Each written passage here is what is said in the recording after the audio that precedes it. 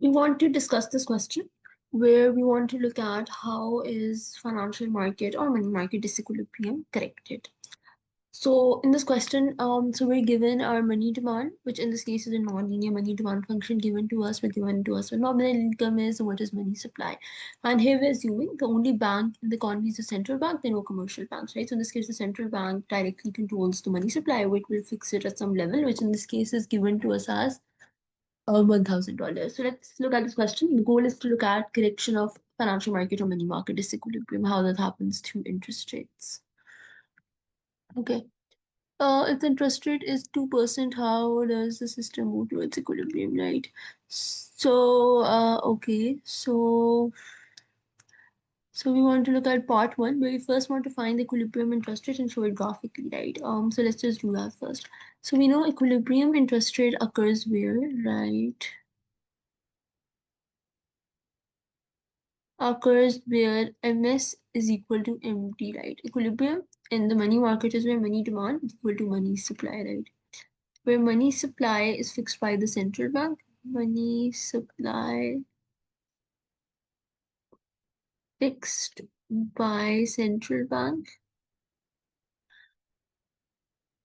at M is equal to $1,000 in this case, right? So the money supply is fixed by the central bank and MD is your money demand, right?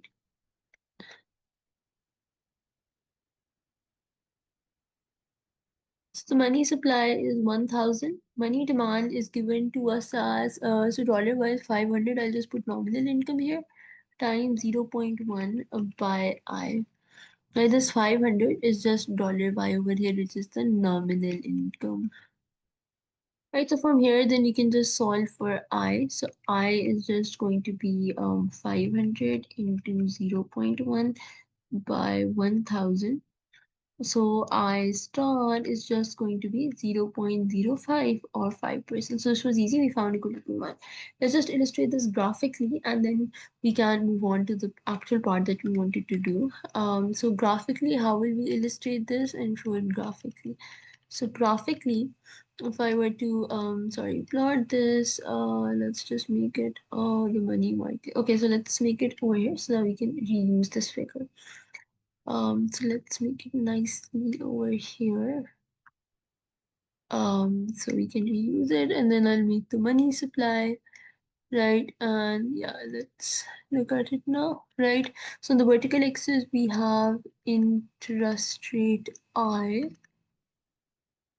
And then on the horizontal axis, we have money M. So we have the money supply curve. Now this is a vertical line at the level set by the central bank, because obviously here we're assuming the central bank is fixing the money supply. Vertical line at the level set by central bank. In this case, money supply. So in this case, MS fixed at M is equal to 1,000. So it's independent of R, right? That's why it's known as a vertical line, right? So money supply is being fixed by the central banks. In particular, does not depend upon the interest rate. It's just a vertical line at the level of the money supply fixed by the central bank, which in this case is M is equal to $1,000, right? Right. So this is M is equal to 1,000. And in this case, we have our money demand curve. So our product is a non-linear curve because in this case, we saw it is given to us as 500 into 0.1 divided by I, right? So in this case, it's a non-linear money demand curve. That's why we're plotting it like that. So, and we can see it's downward sloping. If we just quickly just establish this, now it's downward sloping, right? So we plotted this as downward sloping, a downward sloping curve since when interest rate, and remember this is the interest rate on bonds, right? And so when the interest rate on bonds increases, that increases the opportunity cost of holding wealth in the form of money rather than bonds, so money demand will decrease, right? Because I remember is always the interest rate on bonds, right? So that's why we had this, right?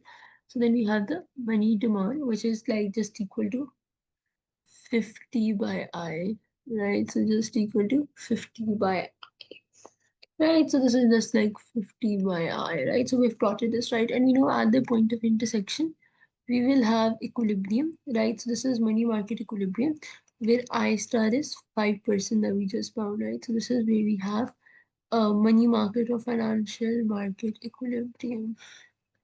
Money market equilibrium where MD is equal to MS, right? So we have this, right? So this is the figure that we made, and this is the whole idea over here. So this is how we can graphically represent it, right? The next part says if the interest rate is 2%, how does the system move towards equilibrium? Let's use the same figure, but let's just clean all of this up now.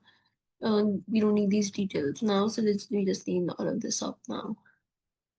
So if I just clean all of this up so that we have a more clean figure. So now what we're saying is, okay, let's see, okay, we're saying okay, now the interest rate is 2%, right? So the interest rate is 2%, right? Let's say I is 2%, right? So this is the new interest rate. So now if you notice at I is equal to 2%, right? At this interest rate, this is money demand and this is money supply, right? So what we can see is at I is equal to 2%, money demand is greater than money supply because at interest rate of 2%, this is how much is money demand and this is how much is money supply. So we have an excess demand for money, right? Excess money demand, right? So at this interest rate of 2%, you have excess money demand. This is something that we can see over here. So the whole idea over here is now okay, MD is greater than MS at I is equal to 2%. So we have excess money demand is seen this graphically. Excess money demand. So now what does excess money demand mean? This means that money holders want more money than they have, want more money than they have. So for this, what they'll do is, and because here we're assuming that, in this topic, we're assuming that all your financial wealth can either be kept in the form of money or to be kept in the form of bonds, right? So if you want more money than you have, so what you'll do is you'll sell bonds, because we're assuming there's just two assets in which you can keep your wealth, money or bonds. So you sell bonds to obtain more money, right? So basically, now we know, okay, we're assuming over here, okay, your wealth is made up of money plus bonds, right? So you want to go from bonds to money, right? Because you have an excess demand for money.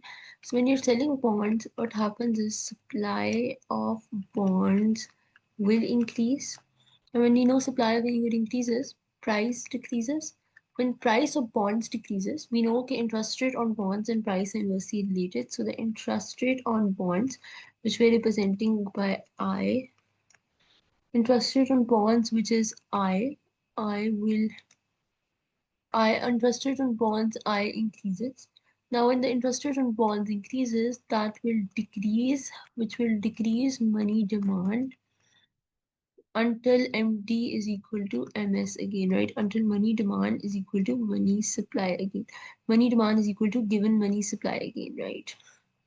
So now, so why is this increasing? Because we know bond price and interest rate are inversely related, right? So if price goes down, so interest rate on bonds go bond price and interest rate are inversely related, right? Are inversely related. And so what is going to happen is it will decrease money demand until money demand is equal to given money supply, right? So we're given MS, right? So because the money supply is being fixed by the central bank, because the money supply in this case is fixed by the central bank. So what's going to happen is interest rate is going to increase, which will decrease money demand until MD is equal to given money supply again, right? So this is a movement. So this is going to be a movement up the money demand curve. Let's see this movement up MD curve, right? Because what is happening over here is like we saw, at interest rate 2%, you have excess demand for money. As a result of this, as interest rate goes up, money demand is going to go down, right? So we're going to move back to this point. So this is how the adjustment is in this case. We'll look at the next part in a later video.